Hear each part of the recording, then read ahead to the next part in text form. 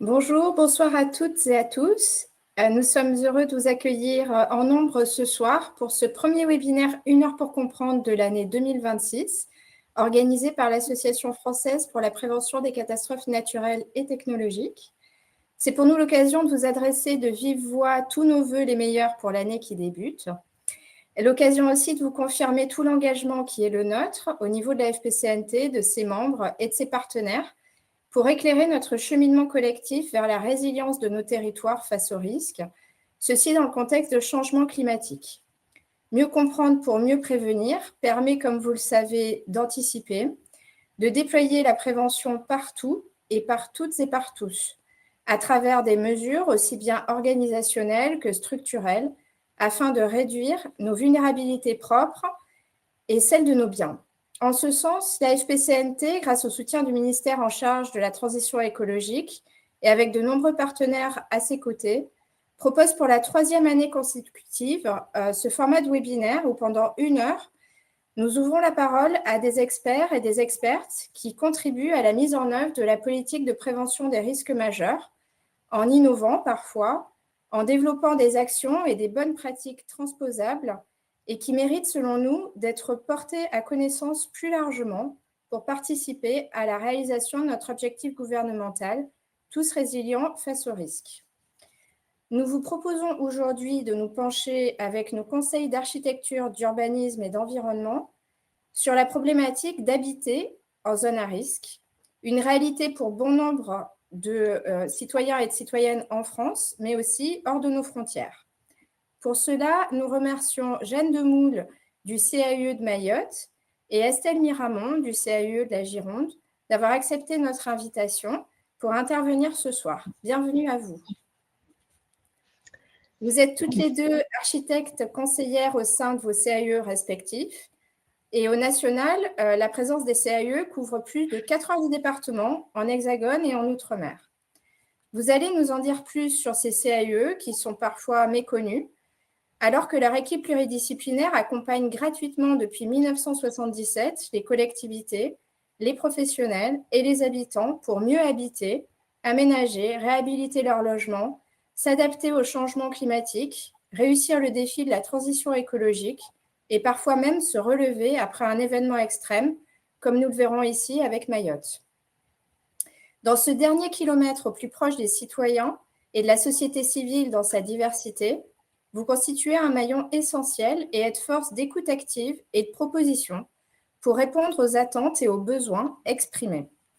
C'est ce que nous allons aborder pendant les 45 minutes à venir, suivi de 10 minutes de questions-réponses avec le public. Merci au public en ligne et nombreux ce soir à nouveau. Merci à ma collègue aussi, Céline Leflour, qui nous a aidés à la réalisation de ce webinaire. Je vous rappelle pour le public l'onglet questions en bas de l'écran pour déposer donc vos questions et afin que je les transmette aux intervenantes en fin de présentation pour qu'elles y répondent lors des 10-15 minutes restantes. Jeanne et Estelle, je vous cède la parole. Bonjour à tous, merci Virginie pour cette invitation à nous faire participer ce soir pour faire, j'espère, mieux connaître les CAUE à l'ensemble des participants. Alors, un CAUE, c'est un conseil d'architecture, d'urbanisme et de l'environnement. C'est un organisme qui est doté d'une mission d'intérêt public depuis la loi sur l'architecture de janvier 1977. L'objectif d'un CAUE, c'est d'apporter à tous une assistance architecturale gratuite.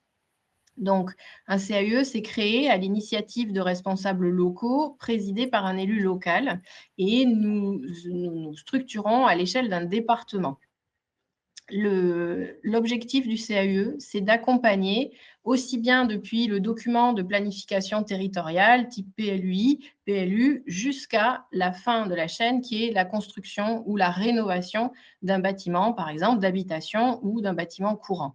Chacun des acteurs qui va se trouver le long de cette chaîne, de l'élu, de l'instructeur de permis de construire, du constructeur, de l'architecte, ou du particulier construisant pour lui-même, peut bénéficier auprès du CAUE d'un conseil gratuit pour l'accompagner dans cette action.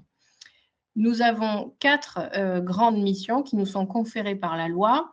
La première, c'est le conseil aux particuliers. Donc, c'est un petit peu ce que je viens d'aborder, un conseil gratuit, disponible pour répondre à toutes les questions sur toutes les étapes bâtimentaires.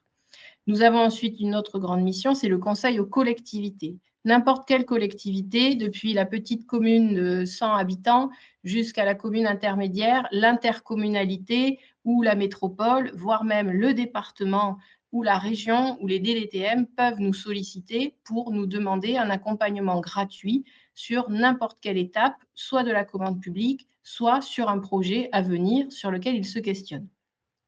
Nous avons aussi une mission de formation à l'attention des élus, mais aussi des acteurs du cadre de vie.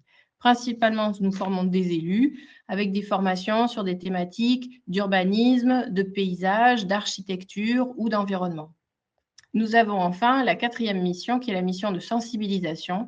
Et là, c'est une mission destinée aussi bien au public scolaire, des maternelles jusqu'aux étudiants, qu'au grand public avec des conférences, des expositions que nous faisons tourner dans plusieurs communes pour pouvoir mettre toutes ces informations de sensibilisation à disposition du plus grand nombre. Tout ça est bien entendu toujours gratuit. Les valeurs principales du CAUE, c'est quand même la gratuité, la qualité architecturale et surtout la neutralité. C'est ce qui nous permet de toujours répondre à n'importe quelle problématique en étant un regard objectif. Nous défendons un discours commun sur des enjeux actuels comme la préservation des ressources, la maîtrise de l'énergie, la maîtrise du foncier et bien entendu, c'est pour ça que nous sommes là ce soir, la question des risques naturels. Sur la diapo suivante, voilà, je vais vous expliquer un petit peu alors comment sont financés les CAUE. Nous dépendons d'une partie de la part départementale de la taxe d'aménagement. La taxe d'aménagement, c'est la taxe qui est prélevée lors des permis de construire qui vont générer des surfaces neuves. Donc, chaque CAUE va disposer d'une enveloppe qui va fluctuer selon son territoire et la construction sur son territoire. Actuellement, l'ensemble des CAUE de France traverse des difficultés. Elles peuvent s'expliquer en 3 points. Déjà, la baisse de l'activité de la construction partout en France, une réforme de la collecte de la taxe d'aménagement qui autrefois était perçue à l'étape du permis de construire et qui maintenant est perçue à l'achèvement des projets, ce qui a entraîné un délai de perception. Et enfin, un dysfonctionnement de la collecte qui est actuellement très partiellement prélevé suite à des problèmes de logiciel et de sous-effectifs en DDFiP. Donc, à l'époque de la carte de réseau que je vous ai mis à l'écran, nous étions 92. Aujourd'hui, il y a déjà un CAUE de fermé, un autre qui est en liquidation. Nous espérons pouvoir continuer d'assumer l'ensemble de nos missions parce que je vous ai mis les chiffres nationaux. Vous pouvez voir sur l'année 2024, il y a quand même 64 000 conseils aux particuliers qui ont été apportés en France et quasiment 6 800 conseils aux collectivités territoriales. Si demain, les CAUE ne sont plus là, ces conseils gratuits ne pourront plus être dispensés. Voilà, donc ça, c'est un point très important. Nous avons mis le lien Internet pour que vous puissiez trouver le CAUE le plus proche de chez vous pour ceux qui ne nous connaîtraient pas encore et découvrir les actions que nous pouvons réaliser. Aujourd'hui, Jeanne et moi-même, nous allons vous montrer comment, au travers des 4 grandes missions, nous pouvons être à disponibilité de tout un chacun pour aider sur la thématique des risques naturels, avec une prise en compte aussi bien en amont qu'en phase de crise. Voilà, donc je vais maintenant céder la parole à Jeanne, qui va vous présenter son travail à 7800 km de nous. Merci Estelle. Bonjour à toutes et à tous. Déjà, merci d'être aussi nombreux à participer à ce webinaire. Donc effectivement, pour ma part, je vais vous présenter le cas du CAUE de Mayotte et notamment de son rôle lors déjà d'une part de la crise et ensuite du post-crise du cyclone Chido, qui a donc, comme vous le savez sans doute, ravagé Mayotte en décembre 2024. Je commencerai d'abord par un peu de contexte sur le CAUE de Mayotte, puis sur la culture du risque à Mayotte, et ensuite j'évoquerai quelques missions sur lesquelles on a pu se développer, notamment au cours de la dernière année. Donc le CAUE de Mayotte, à l'image du département, c'est le CAUE le plus jeune. Donc, nous, on a été créé en 2021, soit plus de 40 ans après la fameuse loi sur l'architecture. Faut savoir qu'on était également une équipe très jeune en termes de durée. puisque juste avant le cyclone, on était 7 membres, dont 4 présents au CAUE depuis moins d'1 an. On a eu des recrutements, ensuite on a eu de l'aide, notamment pour la mission de conseil. Et on a été jusqu'à 3 architectes spécialisés ou en cours de spécialisation risque majeur, ce qui a été une bonne aide pour les missions post-cyclone. Donc pour le contexte, déjà pour le rappel, quand on parle de risque, on implique les facteurs aléas, enjeux et vulnérabilité. À Mayotte, c'est simple, il y a tout, c'est-à-dire que le territoire, l'ensemble du territoire est exposé à 100% au risque cyclonique et sismique, et également à 90% à des aléas localisés, que ce soit des chutes de blocs, de la submersion marine, des glissements de terrain. En termes de vulnérabilité, comme on le sait, malheureusement, Mayotte est également le département le plus précaire et le plus pauvre de France. Il y a notamment 35% de l'habitat qui est constitué d'habitat léger, donc notamment en tôle. Et également, en termes d'enjeux, une densité de population assez forte. On est actuellement en cours de recensement de la population, mais au dernier recensement de 2017, on était plus de 320 000 pour un peu moins de 400 km². Donc, ce qui fait une pression bâtie assez importante. Donc, une vulnérabilité face au risque accrue. En termes de mémoire de la catastrophe, Mayotte a la chance et la malchance, je m'expliquerai là-dessus un petit peu plus tard, d'avoir été confrontée à plusieurs crises, mais très espacées dans le temps. Donc, la dernière crise, c'était la crise des essaims de séisme en 2018. Donc, il y a une activité de divergence au sein de la plaque tectonique sur laquelle on est, donc c'est la sous-plaque somalienne, qui a donc conduit à de très nombreux séismes, notamment en 2018, avec une magnitude max entre 5,8 et 5,9, et l'apparition d'un nouveau volcan sous-marin, le Fani Maoré.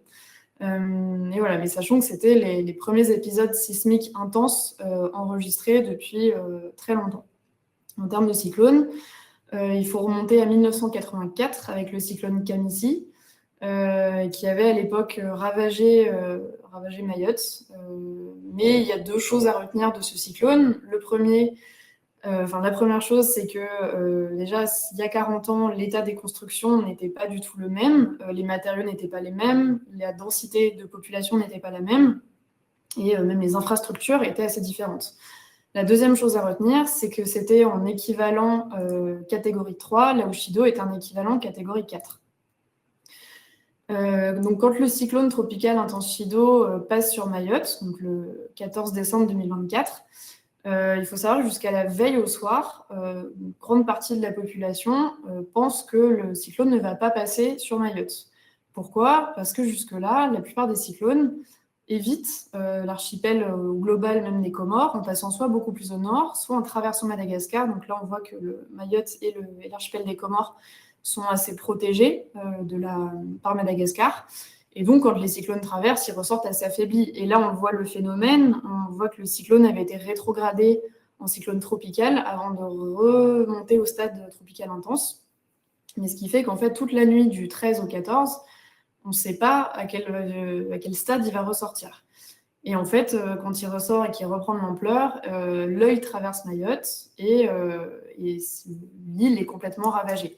Pour vous donner quelques indicateurs, les vents maximaux enregistrés, donc soutenus pendant plus d'1 minute, on ne parle pas de rafales, ont été enregistrés à plus de 226 km/h. Mais ça, c'est en petite terre, donc c'est l'îlot qu'on voit à droite de la Grande Terre, qui n'est pas sur la trajectoire de l'œil. Et surtout, c'est quand les instruments se cassent, avant même que l'œil atteigne Mayotte. Donc Météo France a fait des estimations pour des vents à plus de 250 km/h, et ça, c'est sans compter les rafales.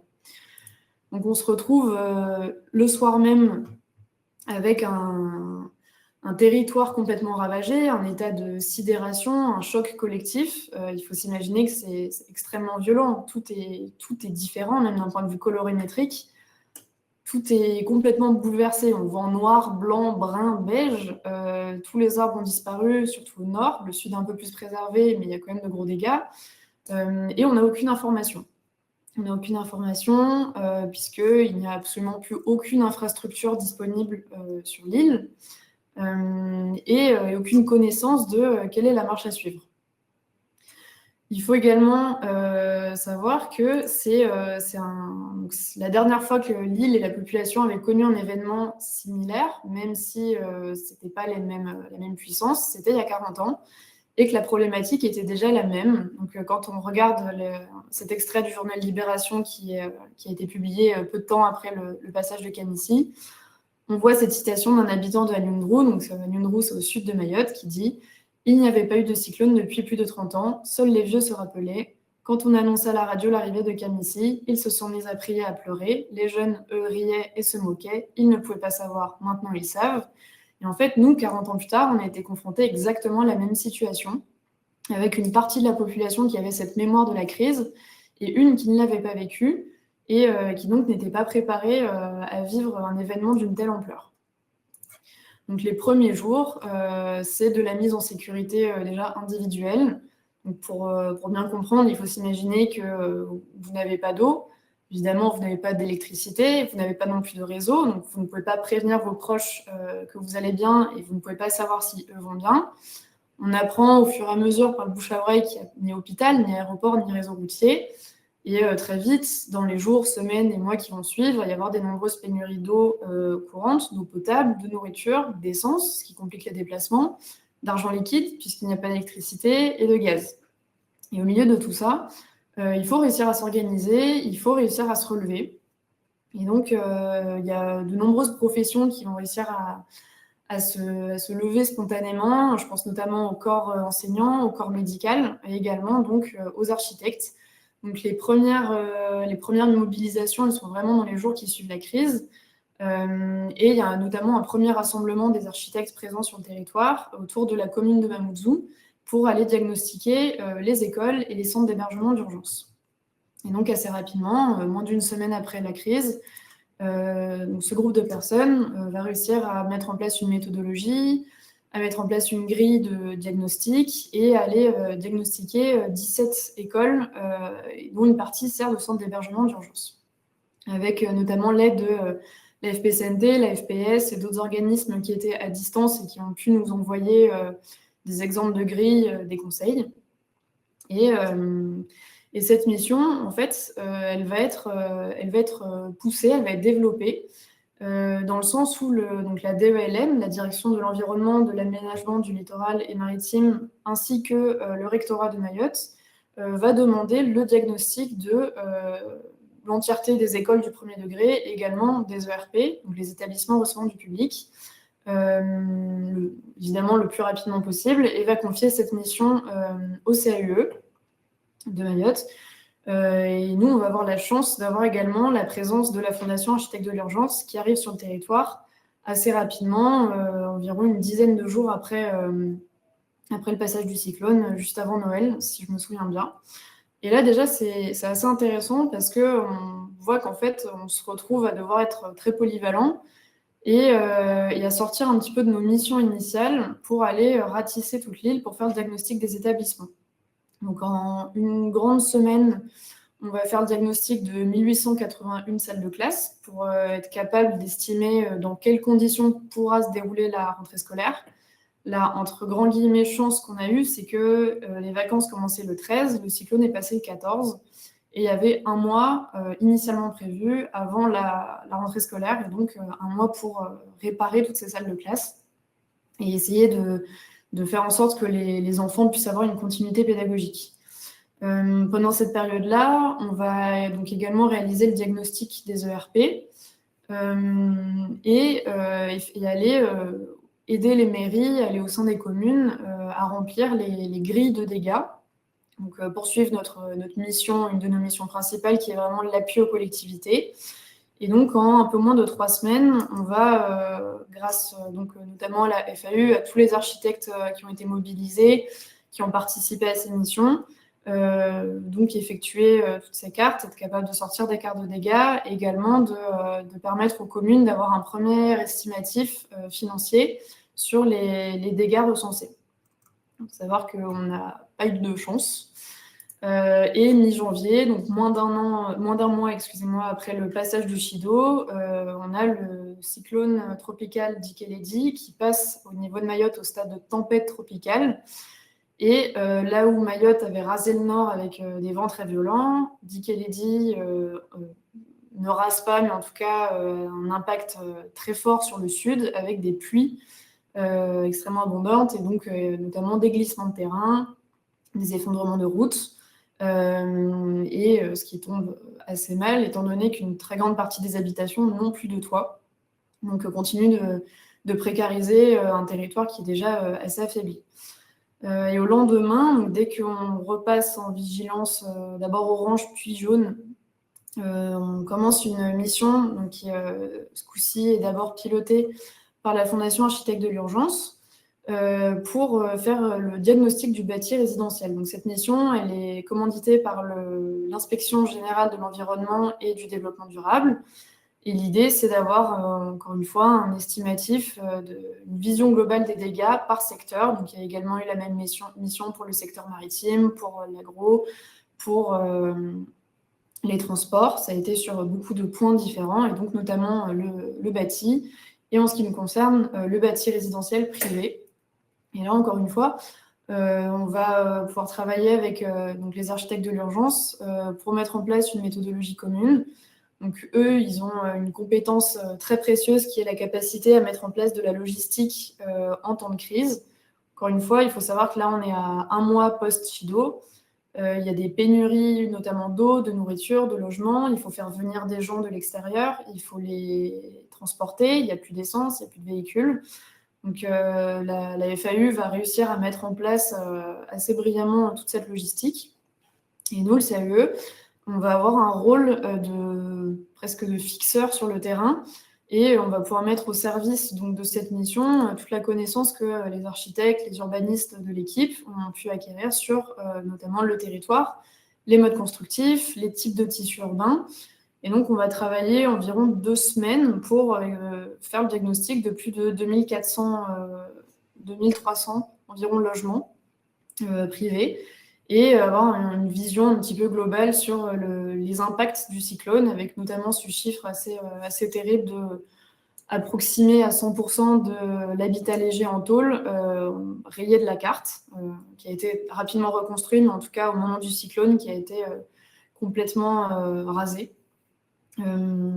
Et donc voilà, donc ces missions, en fait, elles vont aussi nous servir à rentrer chez les gens et à réenchaîner un petit peu sur notre mission de conseil. Et ça va également nous permettre de mieux comprendre comment sont construits les bâtiments. Suite à ça, on va changer à nouveau de casquette et on va produire et diffuser un guide, donc le guide Audi, qui est le guide des recommandations à la reconstruction, qui, à l'image des conseils, a été complètement gratuit, accessible en ligne, en mairie, en CCAS. On a distribué en magasin de bricolage, en quincaillerie et chez les particuliers, et qui est basé initialement sur l'observation qu'on a faite des pathologies les plus récurrentes, qu'elles soient liées au cyclone ou non. Ça pouvait autant être des pathologies liées à des malfaçons, à des mauvaises conceptions de structures, notamment sur des questions d'alignement de structures, que à des questions, pour ce qui concerne le cyclone, plutôt de fixation des tôles sur les charpentes et d'ancrage des charpentes dans ce qu'on appelle les chaînages, donc dans la partie en béton des bâtiments. Et ce guide, il va nous être assez utile, puisqu'il va nous permettre de renforcer notre mission de conseil aux particuliers. Je tiens également à en profiter pour remercier la Fondation de France qui nous a énormément accompagnés pour la poursuite de toutes ces missions, qui nous a permis déjà d'éditer ce guide et également d'avoir des renforts. Et cette mission de conseil aux particuliers, elle va se décliner de 2 façons. Donc la première, c'est qu'on va avoir, et on a encore d'ailleurs beaucoup de communes et d'intercos qui nous sollicitent pour venir faire des permanences de conseil. Et on va également mettre en place quelque chose qu'on ne faisait pas avant, qui est la visite conseil. Donc, comme l'évoquait Estelle, ça fait partie de nos missions qui sont accessibles à toutes et à tous et qui sont complètement gratuites. Et donc, en l'occurrence, alors c'est pas entre mars 2024, c'est mars 2025 et décembre 2025, on va se rendre chez plus de 200 personnes pour aller déjà estimer un petit peu l'état du bâtiment, faire un premier diagnostic, et ensuite prodiguer des conseils, que ce soit à la construction, à la reconstruction, à la rénovation, également informer les personnes sur leur parcelle, On s'est rendu compte que de très nombreuses habitations étaient construites en zone à risque. Et donc, on va poursuivre cette mission encore jusqu'à aujourd'hui et essayer de l'intégrer aussi dans un volet de sensibilisation, d'une part au risque et d'autre part aux bonnes pratiques constructives. Dans la continuité de cette mission, on va également mettre en place plusieurs actions. Donc, cette année, on a notamment participé aux Journées nationales de la résilience, qui étaient, pour le cas de Mayotte, co-organisées par la DEALM et par la FPCNT, avec un volet plutôt scolaire, avec vraiment un premier dialogue sur qu'est-ce qui fait qu'un bâtiment est résistant, quelques notions de vocabulaire, on va également apporter la notion des matériaux, de l'importance de la bonne conception. Ici, il y a une croyance assez... maintenant, il y a surtout un manque de confiance en la charpente bois face à la dalle béton. Donc, pouvoir aborder tous ces sujets-là. Il y a un volet plutôt grand public qui suivait un petit peu la notion de conseil avec notamment l'assistance pour essayer de comprendre les pathologies, leurs causes, leurs conséquences, comment les traiter, et également quelles bonnes pratiques suivre pour avoir une construction plus résistante. Et je finirai cette présentation par présenter un petit peu nos autres actions et nos perspectives. Donc, il y a eu également un autre sujet qui a été une espèce de trame qu'on a suivi et qui a commencé très tôt, dès le 31 décembre, donc 2 semaines après le cyclone, qui était l'organisation de tables rondes. Il faut savoir que les CAUE, c'est également des outils de rencontre et d'échange, dans le sens où c'est des outils où beaucoup de personnes différentes vont se rencontrer. Ça peut être des particuliers, des acteurs du milieu professionnel, des architectes, des collectivités, des entreprises. Et en fait, ces tables rondes vont permettre de pallier un point qui a été assez crucial, qui était la difficulté de communication et d'échange des informations, surtout dans les premières semaines.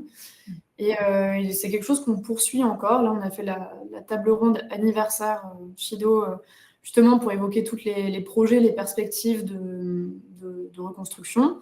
Mais au début, c'était hebdomadaire et c'était un moyen de s'informer sur où en était la loi urgence, quels étaient les modes de financement envisagés, quels étaient les acteurs actuellement impliqués, qui avait besoin de quoi.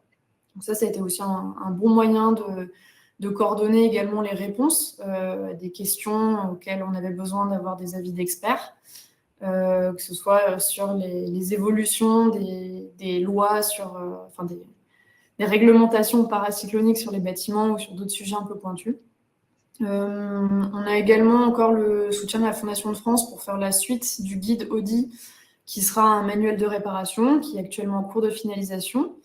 On a également en cours de finalisation de vidéos sur les bonnes pratiques constructives à destination du grand public avec la FPCNT. Et après, on a également d'autres actions que je pourrais passer un petit peu brièvement. On a participé notamment, plutôt en termes de relecture, à l'élaboration d'un guide, d'un outil d'autodiagnostic porté par la FPCNT. On a également une convention avec l'École d'architecture de La Réunion pour promouvoir et diffuser la culture des bonnes pratiques constructives. Et on poursuit également tout ce qui est permanence. Les perspectives, on va dire long terme, malheureusement, suite à la réforme notamment de la taxe d'aménagement, le CAU de Mayotte, comme de nombreux, est en péril. Mais en tout cas, pour le moment, on reste à disposition des particuliers, des collectivités et de tous les acteurs qui nous sollicitent. Et on renouvelle notre engagement pour cette nouvelle année.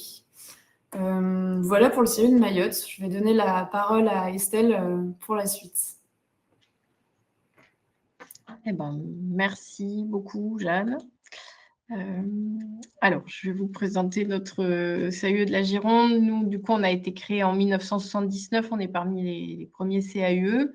Après une réduction d'équipe un peu lourde quand même sur l'année 2025, nous sommes quand même encore 20 salariés pour 1,7 million de Girondins. Nous sommes, entre autres, accompagnés par 14 conseillers et on est de professions très variées. Des architectes, des urbanistes, des paysagistes. Nous avons un juriste urbaniste et une ingénieure écologue pour se mobiliser sur la question des risques naturels et accompagner au mieux les Girondins. En interne, on a monté un groupe de travail. La mission de ce groupe de travail, c'est d'essayer d'être en veille sur tout ce qui concerne les risques naturels en Gironde et de façon nationale. C'est-à-dire que pour pouvoir conseiller au mieux aussi bien élus que particuliers sur les dernières techniques ou technologies qui peuvent permettre d'intervenir sur les bâtiments et les habitations, mais aussi sur tout ce qui est le volet réglementaire qui évolue de façon très, très rapide sur ces sujets-là. Voilà, nous formons pour essayer de monter en compétences, par exemple sur des questions de gestion d'inondation, de préparation sur le retrait gonflement argile.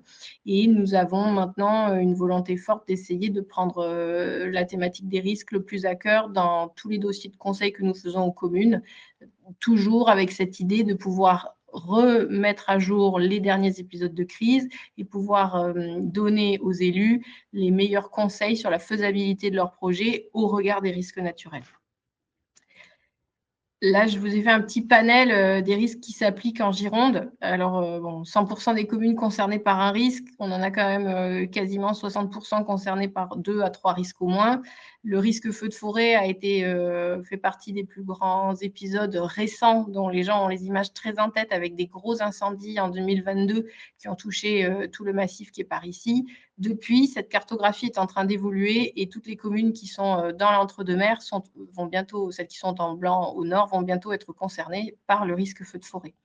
Nous avons la problématique du risque littoral avec la cartographie qui est en jaune. Et je ne sais pas si on voit ma souris. Virginie, est-ce que tu peux me le dire? Et du coup, ça, ce sont des communes qui sont concernées par la question de la montée des eaux et aussi de la submersion marine. Donc, des enjeux de territoire, des enjeux économiques très forts. Un risque inondation parce qu'on a un fleuve Garonne qui est très actif avec de nombreux affluents. Et puis quand même, le plus gros risque chez nous, le risque retrait gonflement des argiles, qui est en bas à droite ici. Là, 50% du territoire est quand même en aléa fort, sachant que cette cartographie va évoluer puisque les sécheresses sont de plus en plus fortes, avec surtout des amplitudes de dessiccation des sols qui vont aller chercher plus en profondeur. Donc, forcément, des communes qui aujourd'hui sont en niveau faible ou modéré vont passer en niveau fort. Et puis là, alors la carte qui est en bas à gauche, c'est la petite spécificité girondine. Nous avons un très beau coteau calcaire, mais du coup, beaucoup de carrières et de cavités souterraines, certaines creusées par l'homme et qui, avec le réchauffement climatique et le ruissellement des eaux de pluie, ces carrières se dégradent vite et certaines non entretenues présentent des risques d'effondrement. Donc ça aussi, il s'agit d'en faire prendre conscience les populations qui, pour certains, habitent à l'aplomb de ces carrières. Nous avons du coup au CAUE décidé, parmi les 4 grandes missions que je vous ai présentées tout à l'heure, décidé de proposer différentes actions pour pouvoir faire monter en compétence sur la notion de risque naturel les élus. La première action, ça a été un cycle de 5 webinaires. Je vous ai mis un lien ici pour ceux qui souhaitent le retrouver.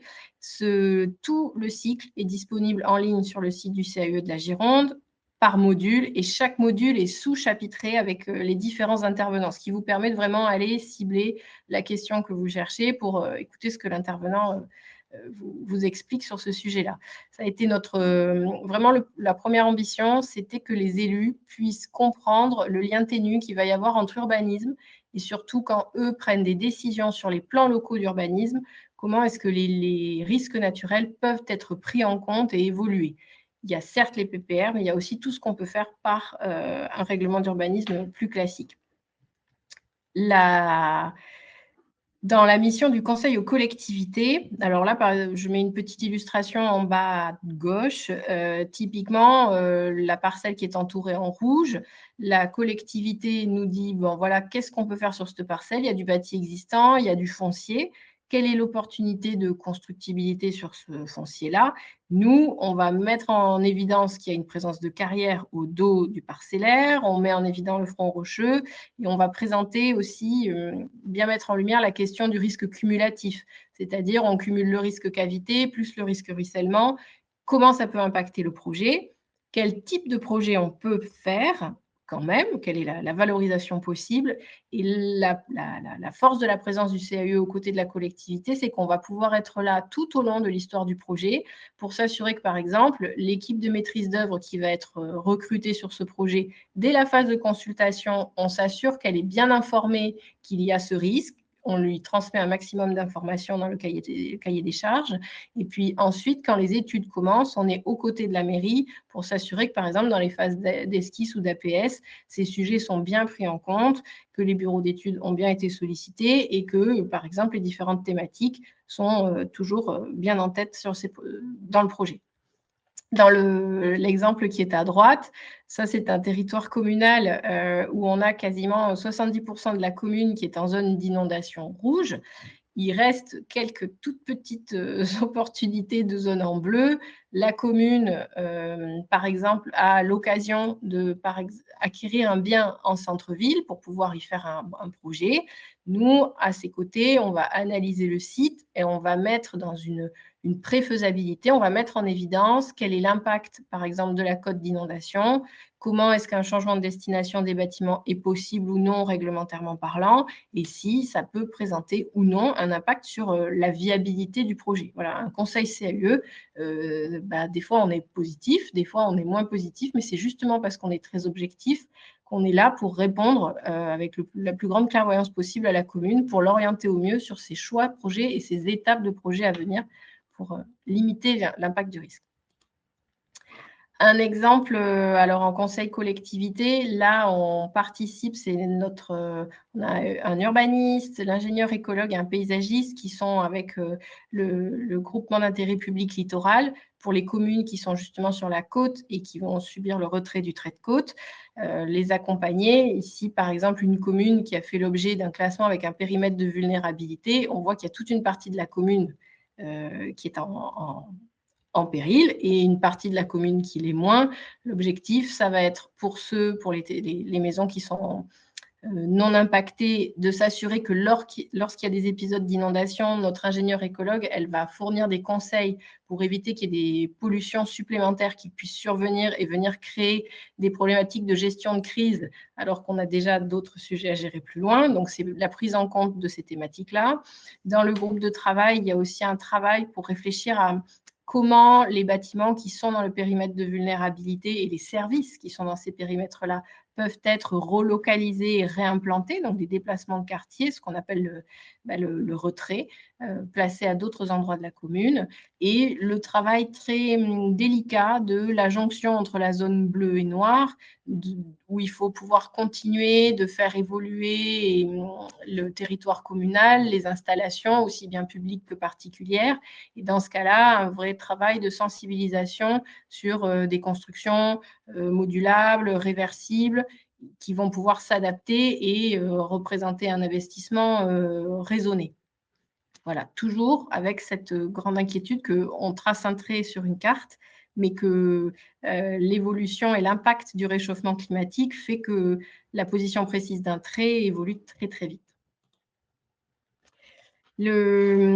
Ici, un autre exemple, là, c'est la DDTM qui a sollicité le CAUE. Donc, nous avons un paysagiste et l'ingénieur écologue qui travaillent sur ce projet qui est en cours. En 2022, la réglementation sur les OLD, qui sont les obligations légales de débroussaillement, ont beaucoup évolué suite aux gros incendies que nous avons connus. Donc là, il y a un vrai travail d'investigation de terrain. C'est l'image en haut à droite avec essayer de comprendre, par exemple, en secteur pavillonnaire, comment sont articulées les parcelles, qu'est-ce qui présente un effet de risque, et puis essayer de fournir un ensemble de schémas, d'études, avec des documents simples qui permettent aussi bien aux élus qu'aux populations locales de réfléchir à ces thématiques et de comprendre les enjeux. Ici, par exemple, expliquer qu'il est important de pouvoir traverser le tissu pavillonnaire pour accéder à la lisière, pour pouvoir la défendre et pour pouvoir aussi protéger tous les bâtiments qui sont en fond de parcelle. Ça, c'est une des difficultés qu'il y a pu y avoir pendant les incendies. Donc, il faut que les populations soient, elles, prévenues et accompagnées en amont dans cette réflexion parce que ça crée un impact pour tous ceux qui habitent déjà là. Et il y a un vrai travail de sensibilisation et d'acculturation des élus pour que dans les préparations et modifications des règlements d'urbanisme, il puisse y avoir des réflexes qui soient mis en cours pour que les futurs aménagements soient moins sensibles au risque. Dans la catégorie, alors dans la mission sensibilisation, là, par exemple, notre paysagiste et notre ingénieur écologue ont fait des conférences avec Gironde Tourisme pour les populations des communes situées le long de la côte, justement pour les informer, les sensibiliser sur les enjeux à venir. Une conférence a été faite par notre ingénieur écologue auprès des étudiants qui sont en master de paysage à l'école de Bordeaux pour les sensibiliser aux actions d'aménagement sur le paysage, les espaces publics et l'impact que ça peut avoir sur la gestion des risques naturels. Enfin, nous poursuivons les relations partenariales que nous avons avec la FPCNT.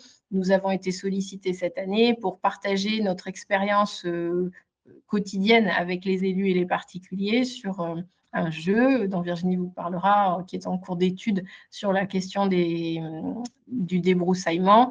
Justement, comme nous sommes un département très concerné et où la culture du risque et la vision du risque est encore très présente sur ce sujet, on a pu faire un premier retour d'expérience. Un de nos grands axes de travail, le conseil aux particuliers, nous partout sur le département. Alors ça, chaque CAU en France a un petit peu des méthodes différentes au regard des financements dont il dispose, au regard de l'histoire dont il dispose et des équipes dont il dispose. Chez nous, en Gironde, on a encore la chance, malgré une grande réduction du nombre de sites de permanence, d'avoir 39 lieux de permanence partout en Gironde, ce qui permet aux citoyens de venir à notre rencontre. Nous les recevons toute l'année sur la question des risques naturels. Les gens viennent, posent des questions en disant « je m'apprête à acheter une maison, elle est en zone inondable, est-ce que je m'inquiète, est-ce que je ne m'inquiète pas, quel type de travaux je vais pouvoir faire, je suis dans une zone proche d'une carrière, je suis dans une zone avec un problème de sécheresse ». Voilà, tout ça, on peut répondre sur ça. Et spécifiquement, pour les Journées nationales de la résilience, nous organisons une semaine spéciale où on ouvre encore plus de créneaux sur toute une semaine pour permettre à tous de venir presque à n'importe quelle heure au CAUE pour un temps d'échange sur ces thématiques. La semaine de la résilience, alors je vous ai mis les logos des réseaux sociaux, on communique toute l'année, le CAUE est présent Facebook, LinkedIn et Instagram, mais clairement, pour les particuliers, la semaine de la résilience nous permet de leur indiquer que nous sommes à leur côté, CAUE aussi, non pas que sur des questions réglementaires ou par exemple de paysage ou comme ça, mais qui peuvent aussi venir nous voir pour la thématique du risque. Pour pouvoir aller plus loin et donner un outil presque aux particuliers et aussi bien aux élus pour les futurs habitants d'une commune, nous avons mis au point des fiches habitées en zone à risque. On en a décliné pour l'instant 3, habiter en zone à risque feu de forêt, les zones à risque avec le ruissellement et le retrait-gonflement des argiles. Ici aussi, vous trouvez le lien. On a une page dédiée pour retrouver ces fiches. Nous avons conçu les fiches toujours de la même façon. Je vais vous les montrer. Voilà, par exemple, sur une fiche habiter en zone à risque feu de forêt, à chaque fois, on présente le risque en Gironde pour expliquer un petit peu, pour que la personne qui consulte la fiche prenne conscience que le territoire dans lequel elle est n'est pas un territoire isolé, que d'autres espaces de Gironde sont concernés, qu'il y a un cadre réglementaire fort et que du coup, il faut pouvoir prendre connaissance de ça avant de s'engager dans un projet de façon à pouvoir protéger aussi bien son bien que la collectivité. Alors, je ne sais pas si je peux zoomer. En deuxième partie, on présente toujours la maison dans son contexte, c'est-à-dire qu'on explique que tout ce qu'on va faire autour de la maison, la construction par exemple des annexes ou comme ça, peut impacter la propagation de l'incendie et peut accélérer la prise de l'incendie sur la maison principale. Donc, c'est essayer de leur donner quelques clés sur la gestion, par exemple, entre la maison et la lisière boisée autour. Par exemple, où est-ce que je stocke mon bois de chauffage quand j'habite dans un secteur comme celui-ci. On donne ensuite des conseils plus techniques sur la maison, les matériaux à employer dans un secteur concerné. Par exemple, des gouttières en PVC vont forcément moins bien se comporter quand les températures vont monter très fortes, alors à la différence d'une gouttière par exemple en métal. On donne ensuite des conseils sur les végétaux. Alors, on rappelle un petit peu les grands principes des obligations de débroussaillement et on donne des conseils sur les végétaux. Certains végétaux peuvent accélérer la prise du feu. Donc, on les oriente là-dessus et on fait un petit rappel réglementaire et quelques consignes à leur intention pour pouvoir… L'objectif de nos fiches, on n'a pas beaucoup de place, on fait quelque chose de court pour que les gens se disent « Ok, il y a un sujet, je vais trouver de l'aide auprès du CAUE et on me fait un rappel réglementaire qui me permet de poursuivre mes recherches. » Voilà, l'idée, c'est de leur dire un outil simple et facile qui finalement donne motivation à pouvoir engager des actions. Sur le risque argile, donc pareil, on fait un petit rappel réglementaire. On a mis un tableau qui permet à tous, aussi bien ceux qui habitent déjà une maison où ils se disent ma maison va très bien, je n'ai aucun problème, mais je suis en secteur argile, est-ce que je peux être face à une situation? Oui, dans ce cas-là, on donne quelques conseils sur l'observation de la maison, etc. On donne aussi des conseils pour ceux qui sont déjà dans un cas de fissuration avancée. Il faut savoir qu'à la différence, par exemple, du passage de Chido, le risque argile, il est pernicieux. Donc, lentement et sûrement, on se rend bien compte qu'avec les particuliers qu'on reçoit, certains voient arriver les fissurations et ne réagissent peut-être pas. Donc, on essaye de les encourager à aller à la rencontre de professionnels pour intervenir, parce qu'on peut intervenir et on peut, dans la mesure du possible, préserver son bien et faire des actions. Pareil sur des questions de technique aux abords de la maison et des questions de plantation avec un rappel réglementaire. Les perspectives pour le CAUE de la Gironde. On poursuit le cycle « Qu'est-ce que l'urbanisme ?» avec un module dédié aux élus où les élus de Gironde peuvent s'inscrire sur les risques naturels dans le projet d'urbanisme. Toutes les actualités seront dispo sur le site du CAUE de la Gironde. Vous pouvez vous inscrire également.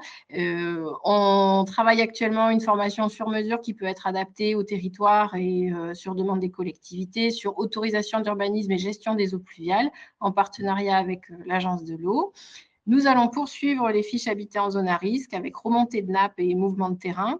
Et puis, nous serons présents aux côtés de la FPNCT au Printemps du Bourgail à Pessac pour pouvoir répondre à toutes les questions des particuliers sur les risques en lien avec leur habitat. Voilà.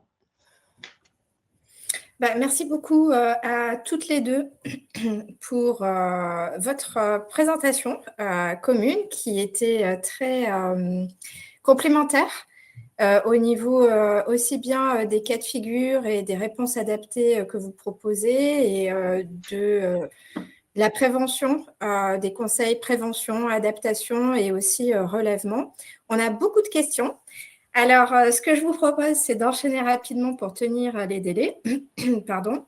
Et du coup, je vous propose aussi de répondre assez brièvement, en fait, en allant à l'essentiel, dans la mesure du possible. Alors déjà, je pense qu'il y a peut-être un point à éclairer parce qu'on a eu des questions en ce sens. On nous demande si l'appui au conseil, aux collectivités se fait via des conventions, des demandes spontanées. Est-ce que c'est le même procédé pour l'ensemble des CAUE? Et ensuite, est-ce que tous les CAUE en France ont la même implication sur la question des risques majeurs que les vôtres? Voilà.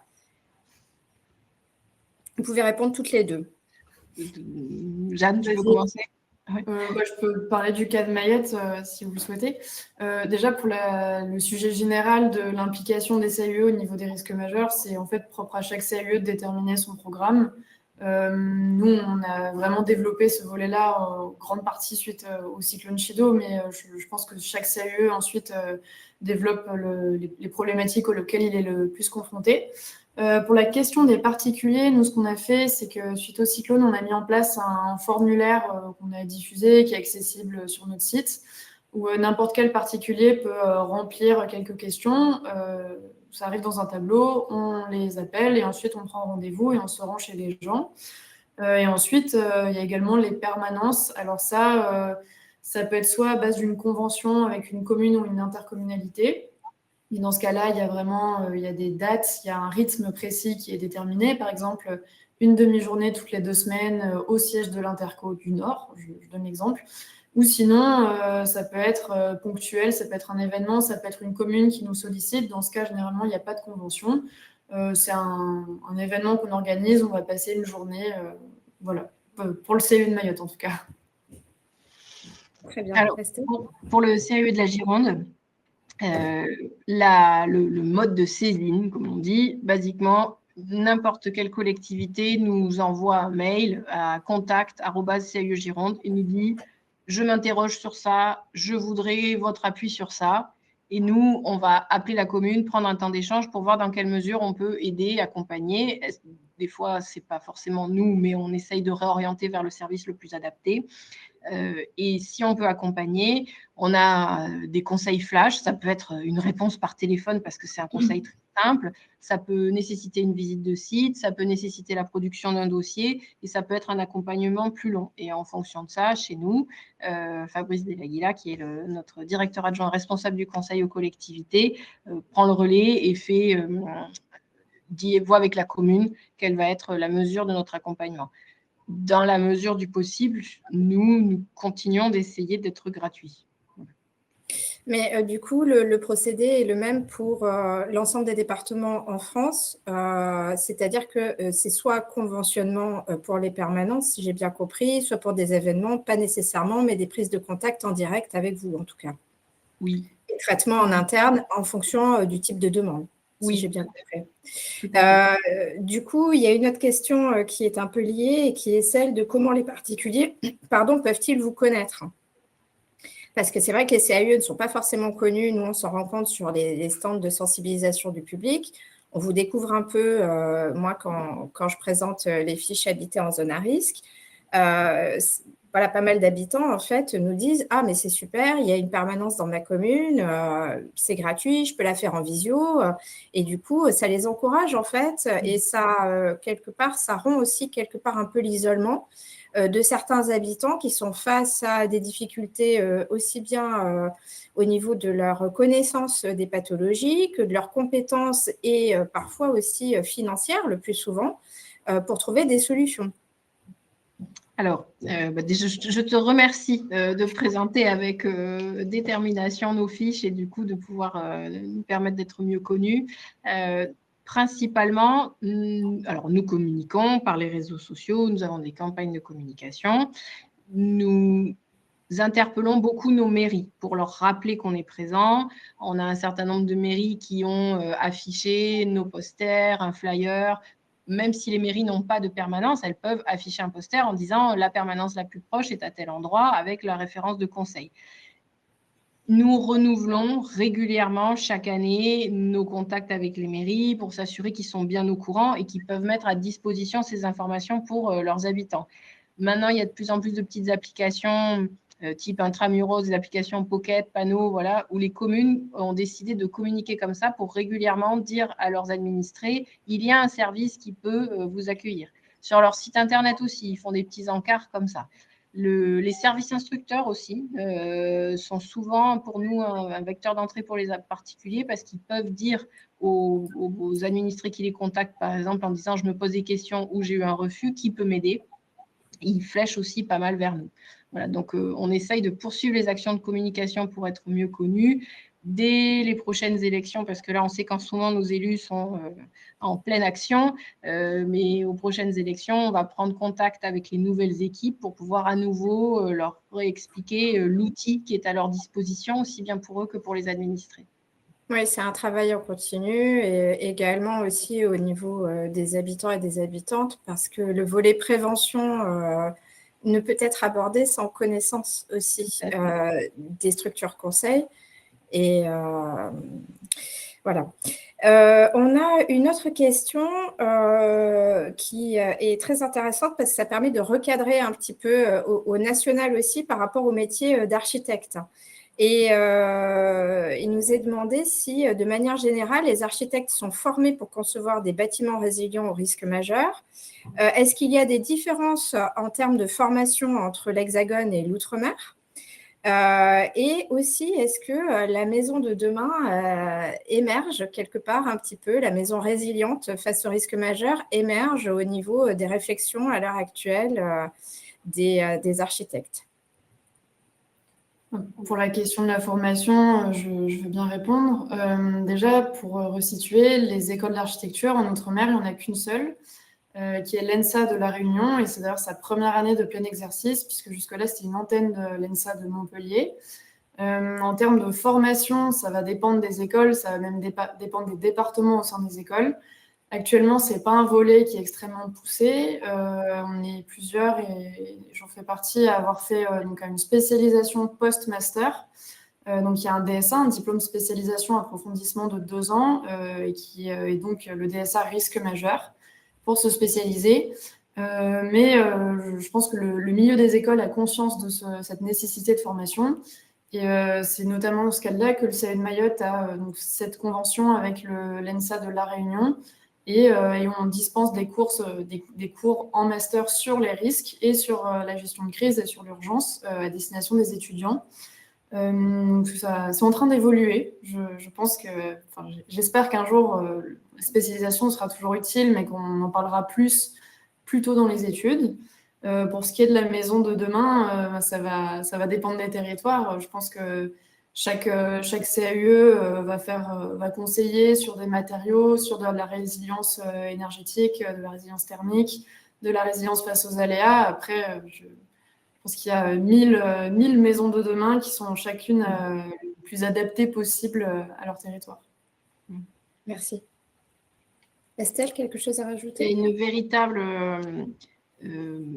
alors, pour un architecte qui, par exemple, n'aurait pas fait le master spécialisé, qui arrive sur un projet classique, je vais prendre une maison classique située quelque part en Gironde, par exemple, tout projet, même de rénovation, je pense aujourd'hui, commence par une analyse réglementaire. Et l'analyse réglementaire, ce n'est pas que le PLU, c'est aussi se dire qu'est-ce que j'ai comme PPR qui existe. Il y a des communes qui, par exemple, vont connaître une inondation et n'ont pas de PPRI. Et c'est là que la culture du risque prend le relais. Parce que du coup, forcément, quelqu'un qui fait l'acquisition d'une maison et qui fait travailler un architecte et il n'y a pas de connaissances avec un recul à 30 ou 60 ans sur le territoire, ça peut être difficile. Donc, il y a une analyse, le regard fin de l'architecte. Si les anciens ont fait la maison avec 4 marches, il y a une raison. Et c'est là que je pense qu'un architecte qui a le goût du bâtimentaire va être à l'écoute de ça et prend aujourd'hui très en compte la question des matériaux, la question de la résilience. Les matériaux biosourcés vont avoir une résilience qui est quand même très intéressante aussi. Et il faut que nous puissions porter ce message parce que c'est d'autant plus important au regard de l'impact carbone. Ça fait le lien, merci pour vos réponses à toutes les deux. Ça fait le lien, je pense, avec le côté pluridisciplinaire des réponses aussi que vous apportez, architectes, urbanistes, écologues, ingénieurs écologues et autres. Et avec demain, quelque part, parce qu'on a bien des plans de prévention des risques, mais à un moment, on a aussi cette évolution avec différents scénarios, des cartographies et des projections qui sont aussi à intégrer quelque part au niveau des réflexions concernant l'aménagement, avec le recul du trait de côte ou des nouveaux risques ou des nouvelles zones à risque pour le risque feu de forêt, par exemple, ou inondation. Du coup, cette question de savoir si, d'une part, vous travaillez, vous êtes en lien avec les groupes régionaux qui travaillent sur le changement climatique, chacune à votre niveau, et donc les projections en termes de cartographie qu'ils établissent. Et puis, d'autre part, le lien aux matériaux et les matériaux biosourcés, bien évidemment, mais aussi les pénuries qui peuvent se faire sentir à certains moments suite à des événements extrêmes ou bien dans le contexte actuel de tensions géopolitiques qu'on connaît. Donc là, pour le travail au niveau des groupes locaux sur le changement climatique, est-ce que vous... Oui, alors je prends le cas de notre ingénieur écologue qui travaille par exemple avec Aclimatera ou avec le CEREMA, par exemple sur tous ces enjeux-là, un suivi quotidien. On est dans des groupes de travail avec la DDTM, des services de la préfecture, des services du département, et pour au quotidien, avec la région par exemple, au quotidien sur ces réflexions-là. On a une collègue chez nous, Ophélie Lepêtre, qui est architecte et spécialisée en énergie et aussi sur la question des matériaux, qui fait un vrai recensement des ressources locales et de l'évolution de la disponibilité de la ressource. Donc oui, on est très investi sur ces questions-là pour justement pouvoir y répondre. Mais effectivement, quand on a, par exemple, nous l'avons connu avec le départ de la guerre en Ukraine, il n'y avait plus aucune menuiserie alu disponible pendant plusieurs mois. Et ça, voilà. Ouais. Et en Outre-mer, du coup, les tensions sont encore plus vives. Ouais, nous, on a eu beaucoup de pénurie de matériaux à Mayotte. Et en fait, on a une problématique qui est très simple, qui est que, vu qu'on est en France, on a besoin du marquage CE. Et donc, en fait, on ne peut pas s'approvisionner facilement localement. En tant que, par exemple, on ne peut pas acheter du bois de construction, en tout cas de manière très, très compliquée à Madagascar, en Afrique du Sud, et on doit le faire venir de Pologne ou de Norvège ou autres pays nordiques. Et on a été confronté beaucoup à cette question, et à ces problématiques-là, notamment suite au cyclone, où on s'avertuait à conseiller aux personnes de ne surtout pas faire des dalles béton et de privilégier de la charpente bois. Mais à un moment donné, il n'y a pas de bois, il n'y a pas de tôle. Les prix ont pris 40% et en fait, les containers, ils mettent des mois à arriver. C'est difficile à un moment donné de dire à quelqu'un qui a plus de toit sur sa tête d'attendre, alors que c'est plus facile de faire une dalle béton. Donc, c'est sûr que nous, c'est pareil. On est assez investi notamment sur le sujet des matériaux. On a une SARC locale. Donc, il y a toute cette question sur les marquages et l'évolution vers de nouveaux matériaux. Après, on a la chance d'avoir eu, grâce à plusieurs associations, la relance d'une filière terre crue, et notamment des BTC, donc les blocs de terre comprimés qui a été relancé au cours des dernières années. Donc, on va aussi beaucoup travailler sur ces questions-là, essayer de sensibiliser, de promouvoir, en tout cas de contribuer à la promotion de cette filière-là. Très bien. Bon, écoutez, il y aurait encore beaucoup à dire et à échanger sur les sujets qui sont les vôtres et les nôtres aussi lorsqu'on intervient ensemble. Mais je vous propose de clôturer et je vous remercie beaucoup. À part si vous avez un dernier message à passer. Oui, je viens juste de voir passer la dernière question. Nous ne faisons pas de maîtrise d'œuvre et nous ne faisons pas de production d'études qui est fait par la maîtrise d'œuvre. Dans notre cas, on est l'étincelle de la commande publique et on est à côté de l'élu pour qu'il on produit avec lui le bon cahier des charges pour qu'il consulte le bon bureau d'études ou le bon maître d'œuvre pour aller dans son étude. Voilà. Très bien. Donc, pas de concurrence avec de la planification jusqu'à l'exécution. Voilà. Très bien. Merci beaucoup pour cette nuance et cette dernière étincelle. Je vous souhaite à toutes les deux une bonne soirée. Je vous remercie encore beaucoup. Merci pour la participation donc, au public. Et nous, on se donne rendez-vous soit courant février, mais qui est un petit mois en raison de vacances scolaires très, très grandes et étalées, soit au mois de mars pour un webinaire 1 heure pour comprendre sur les Journées nationales de la résilience, ou bien au mois d'avril avec d'autres surprises. Voilà, merci beaucoup à vous. Bonne soirée et puis à très bientôt. Merci Jeanne, merci Estelle. Merci beaucoup. Bonne soirée, au revoir.